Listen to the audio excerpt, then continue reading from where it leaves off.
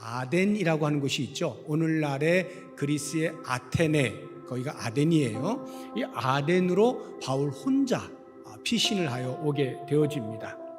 아덴이라고 하는 곳은 철학이 굉장히 발달해 있어요. 유명한 고대 철학자들 소크라테스, 플라톤, 아리스토텔레스 이런 사람들이 전부 다 이 아테네 출신이거든요. 이 아테네는 철학의 본산지라고 보면 되는 거예요. 거기에서 철학자들을 만나는데 크게 두 종류의 철학자들을 만나요. 하나는 에피쿠로스 학파, 또 하나는 스토아 학파. 이 두 학파는요 상반된 철학 사상을 가지고 있어요. 에피쿠로스는 감성을 중시해요. 오늘 우리가 죽으면 무슨 의미가 있느냐, 내일이 안 올지도 모르는데 즐기다 가자, 쾌락주의를 추구하는 학파입니다. 반면에 스토아 학파는 이성을 중시해요. 우리는 금욕하며 살아야 된다라고 하는 금욕주의를 추구하는 학파예요. 새로운 어떤 철학이 없을까, 거기에 온통 관심들을 가지고 있는 거예요. 그런데 바울이 예수님이 우리의 모든 죄를 위해서 죽으셨습니다. 그 죽으신 예수님이 3일 만에 다시 부활하셨습니다. 이런 얘기를 하니 이거 봐라, 새로운 이야기인데, 야, 너 여기서 저작거리에서 이러고 있지 말고 아레오박으로 와. 거기서 우리 한번 공개 토론해보자. 초대를 받아가지고 바울이 아레오박으로 가게 되는 겁니다.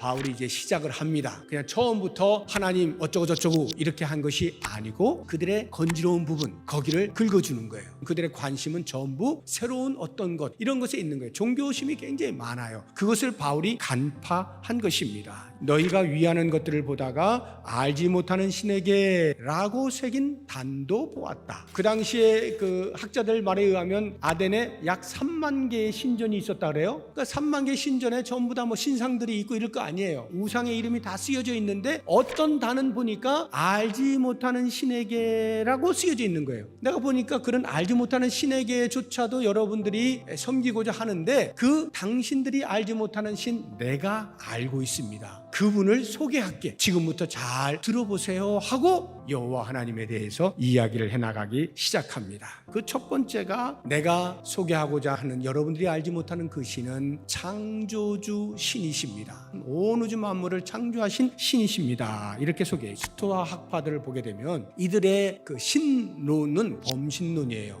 모든 것이 다 신이 될 수 있다는 겁니다. 바다의 신이 있어요. 수신. 산의 신이 있어요. 산신. 나무의 신이 있어요. 목신. 이렇게 해서 모든 게 다 신이에요. 이게 스토아 학파의 신론입니다. 그런데 여기에 대하여 사도 바울이 정면으로 반박을 하는 거죠. 아니다. 온 우주 만물은 오직 한 분이 만드신 것이다. 그분만이 진정한 신이다. 이야기를 해주고 있는 거예요. 바울이 소개하고 있는 두 번째, 역사를 주관하시는 신이라고 소개를 해주고 있습니다. 지금도 여전히 살아서 계속해서 인간의 역사에 관여하신다, 이 말이에요. 이것은요 에피쿠로스 학파에 대하여 큰 충격을 주고 있습니다. 이 에피쿠로스 학파의 신론은 자연신론이에요. 자연신론은요 신의 존재를 인정해요. 그렇지만 그 신이 인간의 역사에는 무관심하다고 여기는 거예요. 그런데 바울이 이야기하는 거예요. 아니다. 여호와 하나님은 계속해서 우리 인류의 역사에 대해서 관심을 가지시고 우리와 함께 호흡하시고 함께 동행하시면서 우리의 삶에 개입하고 계신다. 그런 하나님이시다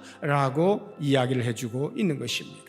그리고 사도 바울이 또 이야기하고 있는 너희가 알지 못하는 신, 그 신은 바로 이런 분이야 하고는 인간을 사랑하시는 하나님을 소개를 해주고 있습니다. 그는 우리 각 사람에게서 멀리 계시지 아니하도다.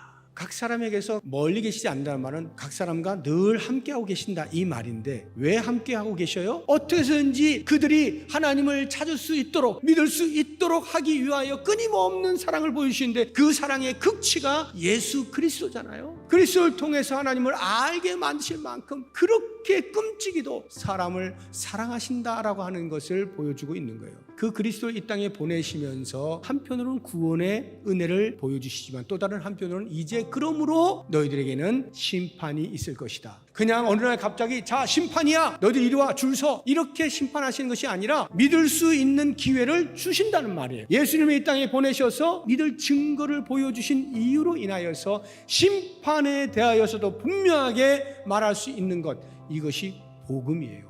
사실 심판이 있을 것이다. 쉽게 이야기하면 예수를 믿지 아니하면 지옥 간다 이 말이잖아요. 그 말 하는 게 얼마나 어려워요. 심판에 대한 이야기를 하기가 쉽지가 않아요. 그러나 그렇다고 해서 우리가 말을 못해서는 안 되는 거예요. 왜냐? 그래서 지금 믿을 수 있는 기회를 주고 있잖아. 믿을 수 있는 기회를 주고 있잖아. 지금 소개하고 있잖아. 그것을 받아들이면 심판을 피할 수가 있는 것이고, 끝까지 거부하면 심판을 피하지 못한다는 것 분명하게 이야기하는 것도 복음의 내용이 되는 것입니다. 바울의 연설을 통해서 우리가 알 수 있는 것은 얼마나 논리가 정연한 변증법적 복음 전도 방법인지 모르겠어요. 기가 막힌 거예요. 처음에 사람들의 관심의 부분으로 접촉을 시도해서 복음의 내용을 확실하게 전달하는, 자, 이렇게 복음을 다 전하고 나니까 어떤 결과가 있었을까? 몇 사람이 그를 가까이 하여 믿으니 디오누시오와 다말이라 하는 여자와 또 다른 사람들도 있었더라. 사람 이름이 기록될 정도로 소수예요. 정말 우리들에게 모범이 될 만한 완벽한 복음을 전했는데 막상 그것을 받아들인 사람은 소수에 불과하다 하는 이 결과를 볼 때에 매우 실망스러운 거예요. 복음을 전했는데 한 명이 반응했다, 두 명이 반응했다, 또는 한 사람도 반응하지 않았다, 이런 것으로는 실패라고 말할 수 없는 거예요. 전도자의 사명은 씨를 뿌리는 거지 거두는 게 아니에요. 거두는 것은 하나님이 거두시는 거예요. 우리는 씨를 뿌리는데 제대로 뿌렸느냐만 보면 되는 겁니다. 전한 자는 몰라도 하나님은 거두시는 거예요. 그러면 성공과 실패라고 하는 것은 눈에 보이는 현상을 가지고 말해서는 안 되는 거예요. 우리가 정말로 신경 써야 되는 것은 복음을 전하고 있느냐 하는 부분과 그 복음을 바로 전하고 있느냐 하는 것과 그 복음 전하는 것이 당연한 것으로 알고 전하고 있느냐, 이 부분만 점검을 하시면 나머지는 다 하나님께서 거두시면서 영광을 받으시는 겁니다. 모쪼록 오늘 이 바울의 아데네에서의 전도하는 모습들을 통하여서 우리가 귀감으로 삼아야 하는 것은 부지런히 씨를 뿌리고 그 씨 뿌리는 것에 대한 열매를 우리 하나님께서 때를 따라서 거두실 것에 대한 기대감을 가지시고 틀림이 없는 분명하고 정확한 복음을 우리의 주변에 있는 어느 누구를 막론하고 어느 때를 막론하고 전하는 자로 살아야 되겠다 하는 다짐을 할 수 있는 우리 모두가 될 수 있기를 바랍니다.